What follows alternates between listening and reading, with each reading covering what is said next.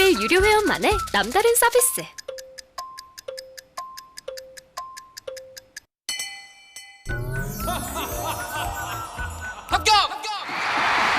합격하고 돈도 받는 혜택.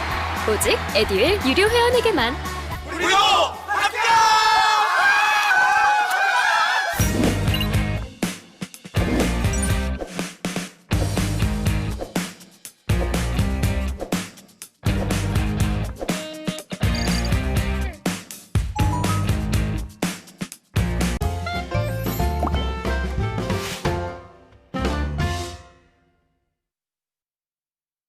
네, 이어서 2강 진행하도록 하겠습니다. 우리 공기업에 대해서 이제 리스트를 만들어라. 그 다음에 뭐 공기업 관련돼서 전략을 잘 세워야 된다. 이런 얘기들을 말씀을 드렸었는데요. 자, 이제는 뭐 그 사전에 우리가 어떤 것들에 대해 좀 알고 가야 된다라고 하는 것들에 대해서 다시 한번 정리하도록 하겠습니다. 자, 일단은 취업 성공을 위한 워밍업에서 첫 번째로 이제 중요한 게 뭐냐면은 이력서에 대한 부분, 그러니까 취업 전략에 대한 부분들을 우리가 많이 고민해 봐야 되는데, 일단은 이제 이력서인데, 이 이력서를 이제 보는 이유가, 이력을 보게 되면 어떤 준비가 필요하다는 것들을 알 수 있잖아요. 그래서 보시게 되면, 뭐 최종 합격 소재지 같은 것들을 적으라고 하는 게 있는데, 자, 이번에 그 공공기관 채용에 있어서 뭐 아시겠지만 지역 인재를 더 확대해서 늘리겠다 이렇게 얘기하고 있지 않습니까? 그래서 뭐 지역 인재에 관련해서 해당되시는 분들은 뭐 이런 지역 인재에 관련된 학교 소재지를 적으시면 되겠죠, 그렇죠? 그러면 지역 인재를 더 확대해서 뽑겠다라고 하게 되면 솔직히 말해서 지역 인재가 아닌 수도권의 인재들은 오히려 더 역차별을 받는 것이 아니냐 이렇게 생각하실 수도 있습니다, 그렇죠? 뭐 때로는 역차별이 아닌 역차별일 수도 있겠죠. 그런데 지역 인재들은 결과적으로 뭐 지역 인재들끼리의 경쟁이기도 하고 더불어서 뭐 예를 들면 할 때 좀 가점을 받기 때문에 유리한 면이 있을 수 있겠지만 그렇다고 해서 모든 인원을 다 지역 인재로 뽑아주지는 않잖아요. 한 100명 중에서 한 30명 정도가 지역 인재, 남은 70명 정도는 수도권 인재로 뽑아주겠다는 거죠. 결과적으로는 뭐 지역 인재라고 해서 무조건 유리하고 지역 인재가 아니라고 해서 무조건 뭐 불리하다 이렇게는 볼 수 없을 것 같습니다. 어쨌든 준비하실 때 여러분들이 그런 것들을 생각하면 준비 못합니다. 네, 그냥 정책상 그런 것들이 있고 그런 분들은 또 그런 분들끼리의 경쟁이고 나는 나대로 내가 열심히 준비해서 나의 결과물들을 보여주자. 이게 훨씬 더 좋은 거죠. 추가 항목에서 보게 되면 여기 지역 인재가 있는데 지역 인재 같은 경우에 이제 그 지역 인재가 있고 가점줄 상에 또 이전 지역 인재라고 해서 뭐 예를 들면 뭐 그 지역에 어떤 있는 대학교 학생들에 한해서만 뭐 가점을 주는 뭐 그런 부분들도 있습니다. 이전 지역 인재와 지역 인재 좀 차이가 있죠. 그래서 어쨌든 지역 인재의 경우에는 어느 그 지역에나 가점 사항들이 다 붙기 때문에 뭐 그런 면에서는 뭐 공기업 채용에 대해서 뭐 약간 전국 단위로 보게 되면 수도권 지역 인재들보다는 비수도권 지역 인재분들이 훨씬 더 공기업 채용에 관심이 많이 계시죠. 그 다음에 청년 인턴에 대한 부분이 있습니다.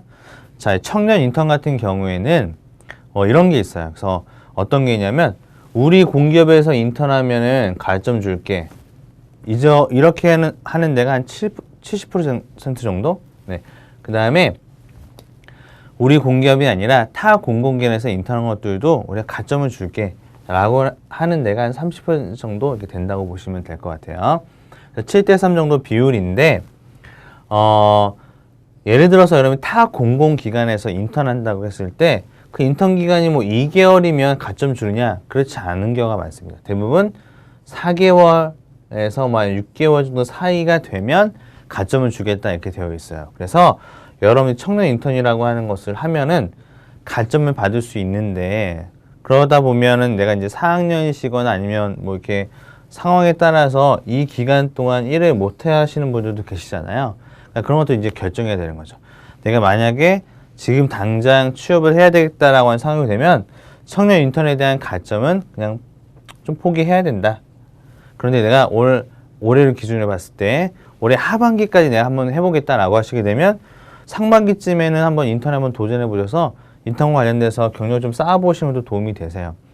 어찌되었든 이게 내가 당사 인턴 우대가 아니라 타 공공기관에서 뭐 인턴한 거라고 할지라도 내가 공기업에 대한 관심을 가지고 직무와 유사한 업무 경험을 가지고 있다라고 하는 것이 되니까 그런 면에서 직무 역량을 어느 정도 평가받을 수 있고요. 또 인턴은 경력사항에도 쓸 수 있는 부분이기 때문에 여러분들이 일단은 짧든 길든 한번 해보시는 게 도움이 되지 않을까라고 생각을 하고 있습니다. 다만 올 상반기에 내가 끝내겠다라고 하시는 분들은 지금은 차라리 필기시험에 집중하시는 게 좋은 방법인 거죠. 그래서 상황에 따라서 케이스 바이 케이스가 될 수 있습니다. 어쨌든 이런 꼭 그 당사의 에서 인턴한 것만 가점 주는 게 아니라 타 공공기관에서 인턴한 것들도 가점을 주는구나. 건강보험공단이 그렇거든요. 그래서 그런 것들도 여러분 잘 기억해놓고 준비해보면 좋을 것 같아요. 여성과 기순이라고 해서 여성이면서 이공기이신 분들에게 가점을 주는 부분들이 있는 건데, 자, 이런 부분들은 어디에서 하냐면 이제 대전이나 세종 쪽에 있는 연구단지들 있죠. 연구진흥 관련된 업계. 그런 쪽에서 여성분들이면서 이공기이신 분들한테 가점을 또 따로 주고 있는 경우들도 많이 있습니다. 그래서 이런 부분들이 좀 이력사항에서 존재하고 있고 체크하는 부분들이 있구나 라고 한번 보시면 좋을 것 같아요. 자, 그 다음에 지원 직무와 관련된 교육사항에 대해서 우리가 또 체크를 해봐야 되는데요. 교육사항을 보니까 저기 보면 학교 교육이 있네요. 그렇죠? 학교 교육은 여러분들이 그러니까 대학에서 수업받았던 것에 한해서, 대학이나 이제 고등학교 때 수업받았던 것들에 한해서 관련된 교육이 있으시면 적으시면 됩니다. 알겠죠? 적을 때 뭔가 규칙이 필요한 건 아니지만 그래도 다음에 어떤 순서를 따라가면 좋은데, 첫 번째로는 직무기술서를 여러분들이 확인하셔서 이 직무기술서 안에는 어떤 게 들어가 있죠? 네, 바로 직무에 필요한 지식과 그 다음에 스킬, 기술, 그 다음에 태도에 대한 부분들이 들어있는데, 물론 여기 학교 교육에 해당되는 부분은 태도 부분은 해당되지 않기 때문에 빼고 지식과 스킬 부분, 그 중에서도 뭐 지식 부분에 해당되는 교육을 받으신 게 있으면 적으시면 되겠다. 그렇죠? 네. 그래서 이걸 기준으로 하면서 예를 들어서 전공을 적을 때 기초보다는 네, 심화 위주로 먼저 적으시고 그 다음에 기초를 적으셔도 괜찮다.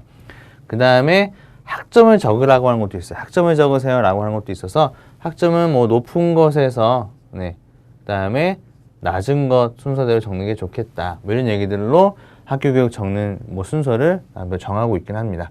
그래서 중요한 거는 이 학교 교육 자체는 여러분들이 적으실 때 최대한 10개까지 아마 쓸 수 있을 거예요. 10개까지 쓰시는데 뭐 다 채우지 않아도 상관없습니다.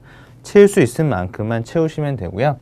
그 다음에 기간에 따라서는 학교 교육 뭐 들었는지 전공 수업을 좀 범위를 정해놓는 경우도 있습니다. 그래서 그런 것들에 대해서 뭐 자료를 따로 제공해주는 공기업도 있는데, 뭐 대체적으로 내가 만약에 유사한 교육을 들었다, 그리고 이 직무기술서에 나타나 있는 어떤 지식과 스킬에 해당되는 부분에 대해서 내가 배운 과목이 있다라고 하면 작성하셔도 되겠다. 그렇죠? 특히 전공 관련해서 많이 적으라고 얘기합니다.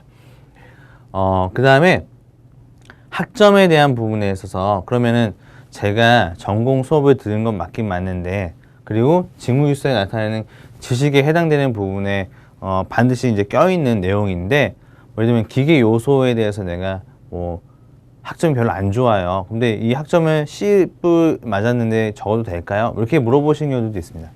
그럼 학점이 낮은 거에 대해서 우리가 학교 교육 이 사항에 적으면 될까요? 안 될까요?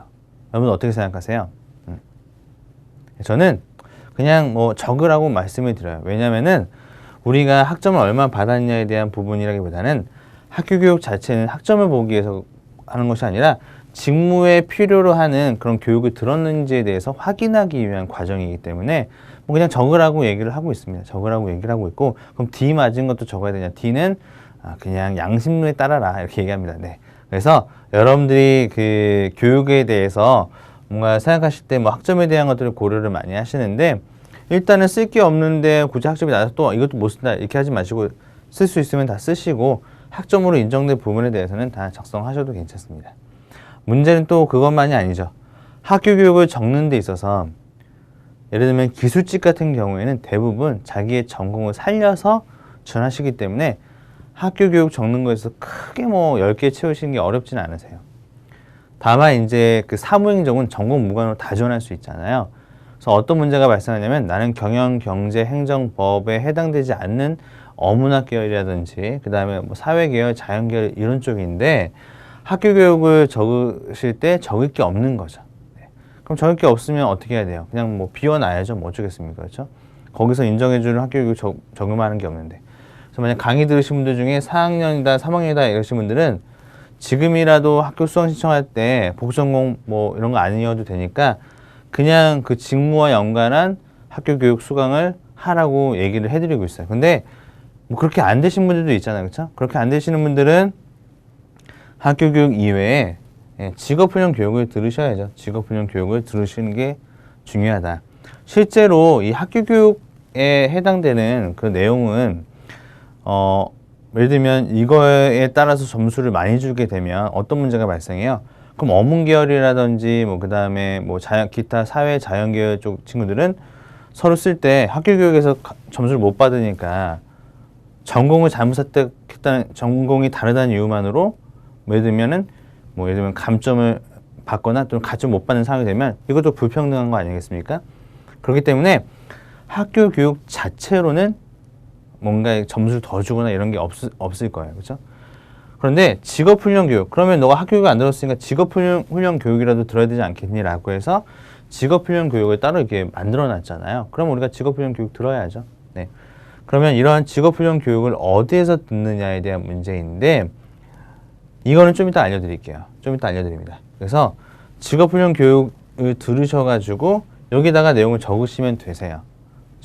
기타라고 하는 건 뭐냐면은 이 직업훈련 교육이 우리가 뭐 HRD.net 같은 사이트에서 이런 교육을 듣는데 우리가 민간에서 들을 수도 있잖아요. 민간에서 들었던 교육. 뭐 NCS에 적용되지 않으면서 들을 수 있는 교육. 이런 것들은 또 기타 교육에 해당됩니다.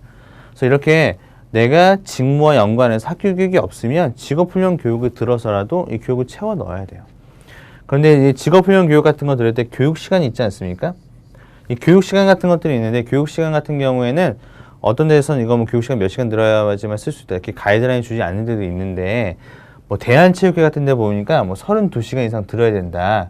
그래야 교육으로 인정된다. 이런 것들도 있어요. 그러니까 만약에 여러분들이 이 직업훈련 교육을 듣는다고 했을 때 교육 시간이 8시간이다. 솔직히 이거 하루 하고 끝나는 거거든요. 그러니까 뭔가 효율적이지 않다는 거죠. 그래서 모르긴 몰라도 한 이틀 이상 교육은 들어야 되고 16시간 정도 나와야 이게 뭐 교육 정도가 들었다 이렇게 될 수 있으니까 16시간 정도 되는 교육을 들어라 이렇게 얘기를 많이 하죠. 그렇죠? 그래서 하루짜리 뭐 너무 좀 짧다 이렇게 얘기합니다. 그 다음에 이 직업훈련 교육 같은 경우에는 HRD, 아까 말씀드렸던 HRD.net이라고 한 사이트가 있는데 이따 좀 더 알려드리겠지만 국민연금공단 같은 경우에는 이전에는 HRD.net에서 들은 교육만 직업훈련 교육에 쓸 수 있다 이렇게 정해놓은 데도 있어요. 직업훈련 교육을 들으실 때는 앞에 NCS 과정이라고 하는 게 붙었는지 안 붙었는지를 항상 확인하시고 교육을 들으시는 게 필요하지 않을까 생각합니다. 그래서 이런 교육을 들으셔야 되는데 이제 만약에 내가 사무 쪽이면 그러면 어떤 종류의 직업훈련 교육을 들어야 되느냐라고 물어보실 수도 있어요. 그렇죠? 물어보려고 했었죠? 네. 어떤 종류의 직업훈련이 필요하냐면 제가 이렇게 영역들을 보게 되면 일단은 마케팅 관련돼서 좀 알아야 될 것 같아요. 그래서 우리가 특히 시장형 공기업 있잖아요. 그렇죠? 공기업 같은 경우 그런 경우에는 이제 마케팅에 대한 것들을 통해서 새로운 수익을 창출해야 되는 부분도 존재하기 때문에 마케팅 교육이 좀 들어보면 좋을 것 같고요. 그 다음에 재무회계가 좀 기본으로 많이 다 들어가잖아요. 재무회계 교육. 그 다음에 사무행정에서 항상 들어가는 게 뭐예요? 네, 문서 작업 등이 이런 들어가니까 뭐 컴퓨터 관련된 교육 이런 것들 들으시면 좋고 그 다음에 또 어떤 교육 들어야 되죠? 네, 그 다음에 뭐 예를 들어서 뭐 통계 관련된 교육. 요즘에 통계를 활용한 데이터 분석이나 이런 것들을 하는 업무들도 많이 있어서 뭐 통계 교육. 그 다음에 이거 중요한 부분인데 예를 들면 아까 해외 사업을 많이 하는 공기업이 있다. 그래서 거기에서 수익을 창출하는 공기업이다.